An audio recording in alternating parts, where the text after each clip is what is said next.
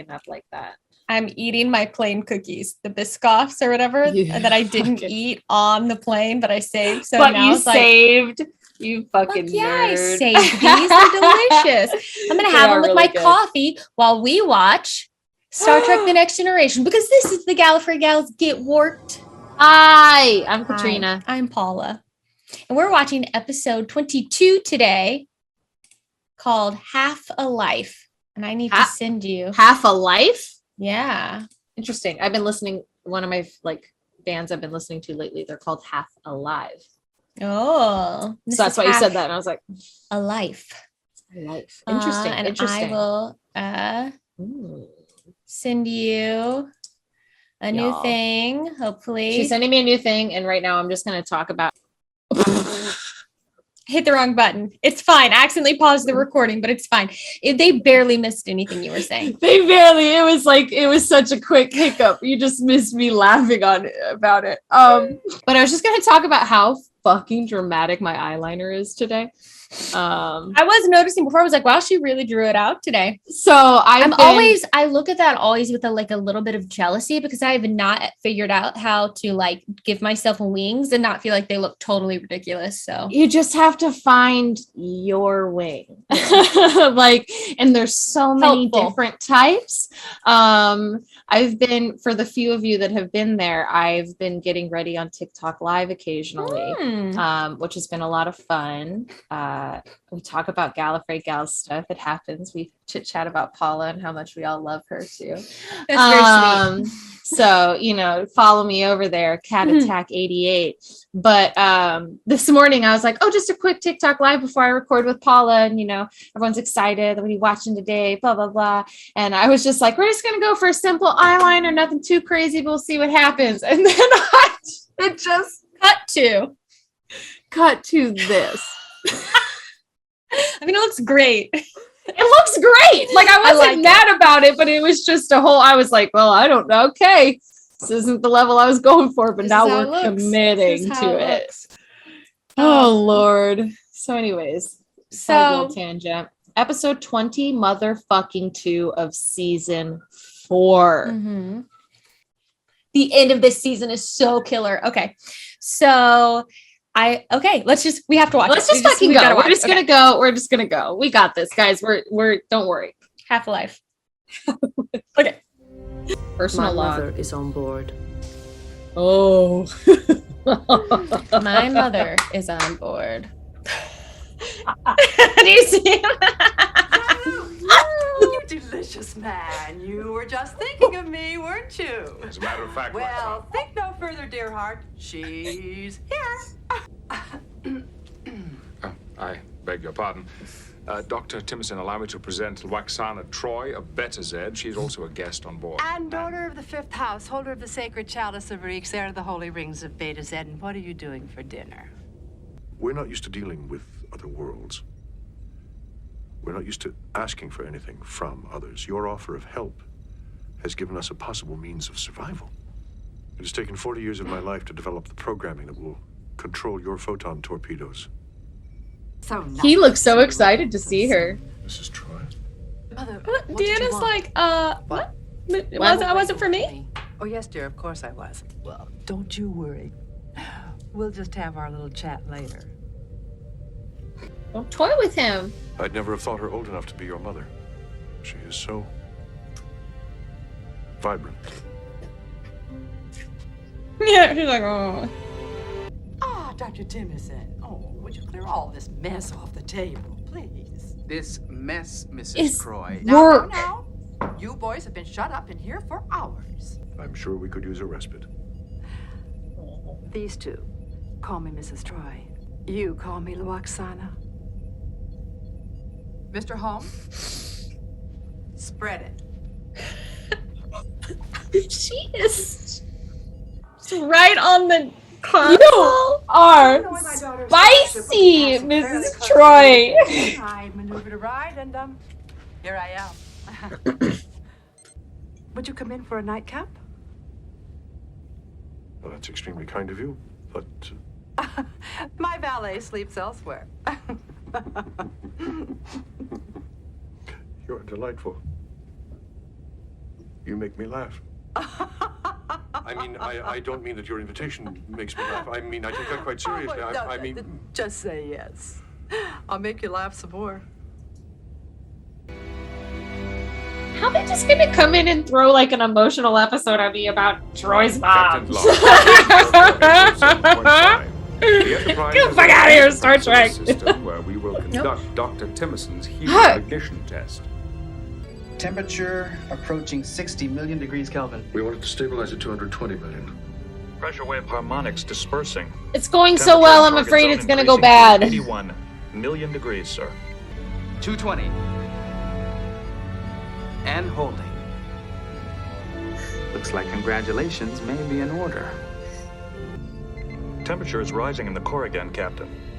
230 million degrees Kelvin. It was a test, son. Oh, it was a test, son. Okay, see if it would work. Yeah. Captain Picard. Okay, that's good. Doctor? Permit me to express my appreciation to you and your crew. I am most grateful. You see, Lwaxana, I'm on my way home now to die. Are you aware these people you are so graciously helping are murderers?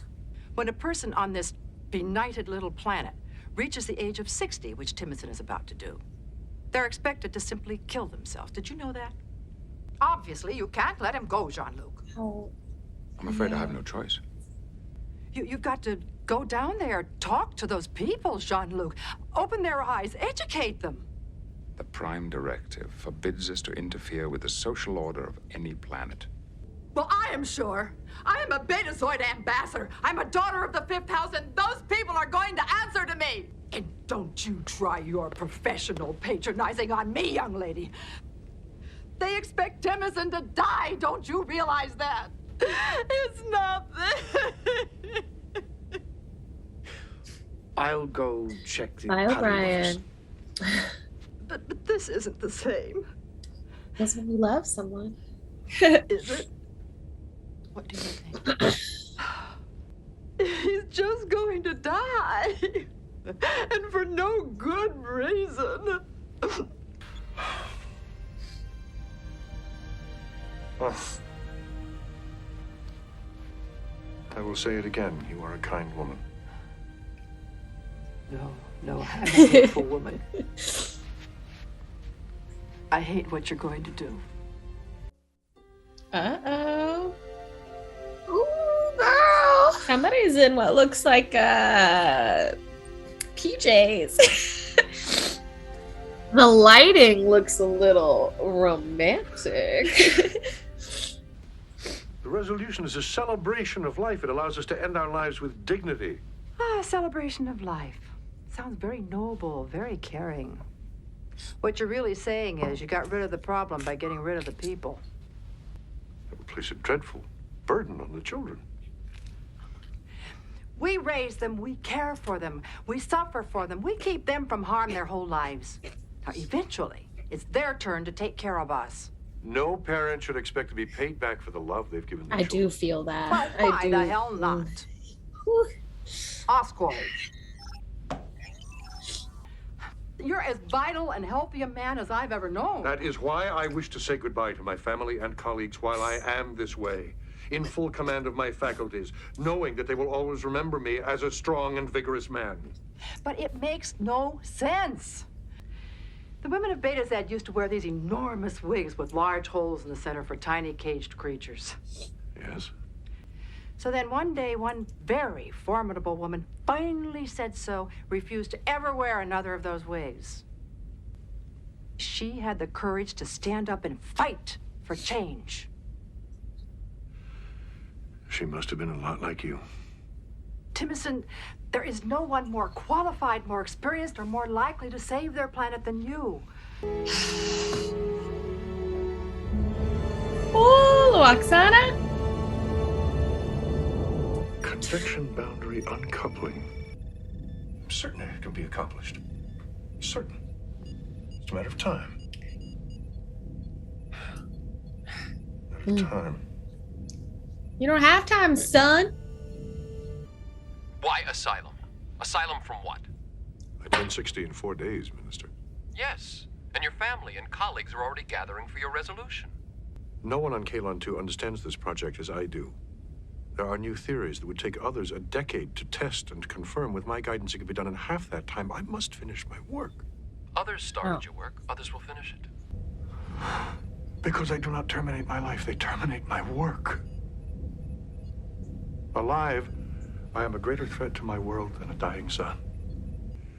Lwaxana, I want to live because I see in you how much I have to live for. You make me realize that my life still has value. Dara. Father. This is Lwaxana Troi. She has been host and friend. I've been looking forward to meeting you, Dara. It is irrelevant. Your father's work may save your world, my dear. I would hardly consider that irrelevant. All I'm concerned with now is you, not your work. Your work is over. How dare you criticize my way of life and my beliefs? Please, please, Dara. And where will you die? I cannot bear the thought of you being laid to rest on some other world. I love you. But I am ashamed.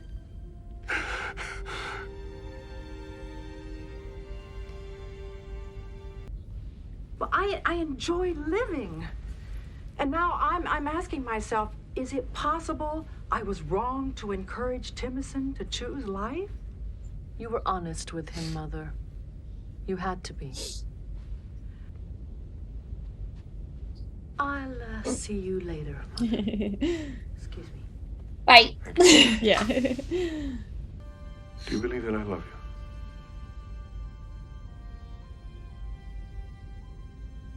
you?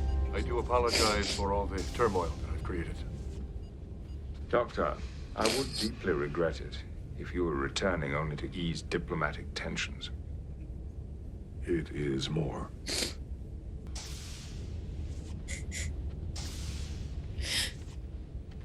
Lwaxana. It is the custom for your loved ones to join you at this resolution, is it not? Yes, I do. Permission to disembark, Captain. I promise I won't cause any problems down there. I do a bad job of warning you when things are going to be sad. It's not that I don't remember. I just sometimes don't. I don't know why I don't think about it. I very rarely remember to properly I should honestly at this point just have a box of tissues ready for when we film, but I am gonna go grab tissue real quick. So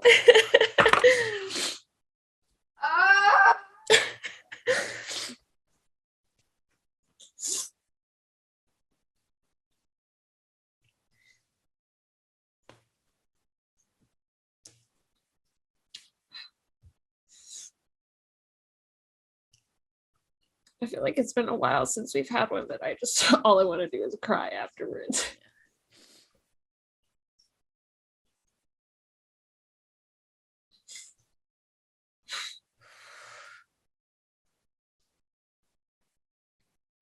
Just I don't know, I feel like the episode came out of the blue. I don't know if that's the right way of saying it, but it was just wasn't expecting Troy's mom, and it was Troy's mom. It's always such a and Troy's then it hits you. Yeah. This is not Troy's mom is here. This is very different. Yeah. Very, very different. It was just so real on so many levels, and each of their discussions / arguments, they both just had such valid points on each of their end. And it is so complicated because it is their society. It's what they have been raised to believe and love and accept and prepare for their whole lives. And again, not saying that I necessarily agree with it either, because it's, again, Lwaxana had a lot of good points on her end, and just it's just so much. Yeah. But then I disagreed with her when she said, oh, we had children, they should just take care of us when we're older. I don't agree with that. I don't think that that's fair. It's very manipulative to say that just because you brought someone into this world, they're then responsible for whatever happens. Yeah.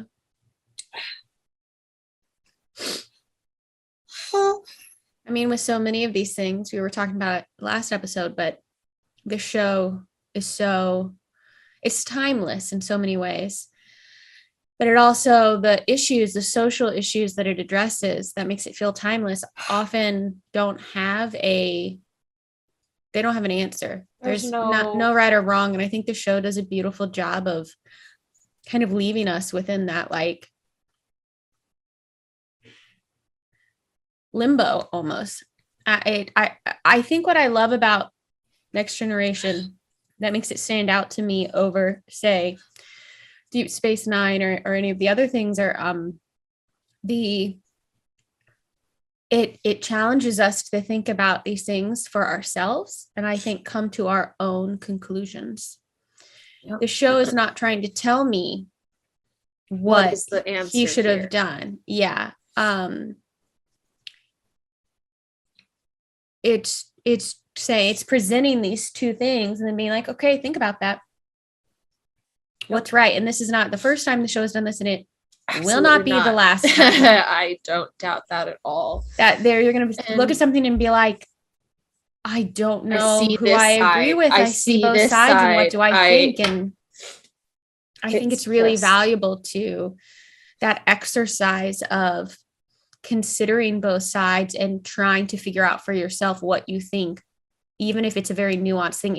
Even if you're like, I agree with bits of Lwaxana, here and Timicin here, like, it's okay to exist within that gray area. But I think so often we feel like people need to that be all in on something, and good sci-fi, I think, for me, challenges that and asks you to just think critically, and it's just a thought exercise. Examine what you think.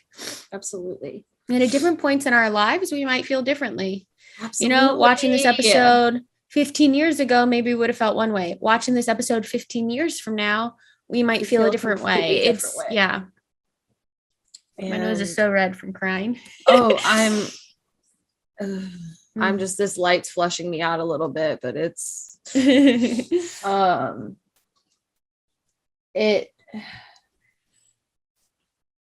mean, you said it perfectly. It's just the idea that it's like you said, it's okay to exist in the middle. It's okay to exist in the gray area. It's okay to, not everything is going to be one or the other, or right or wrong. And they really do present that in this show a lot. There's been so many times that it's ended with like, the episode's over, but it, like there's still shit that needs to be figured out here, and it's, I don't know, it's just really good. Yeah.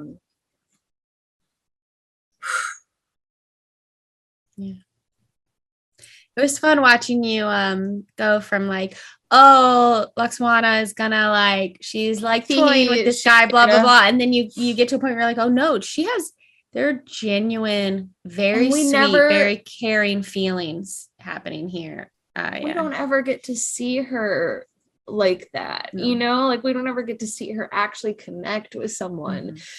And like, and it's another situation where just consistently it's good actors, and they cast these incredible people for these day player roles. I mean, he was remarkable. Yeah. I mean, the first moment he was on screen, I was already captivated by him, and again, it's another one of those things where it's such small movements, it's such minor facial like acting and things happening, but it's so good.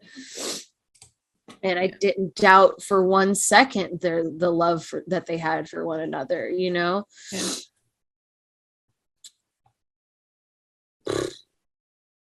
Yeah.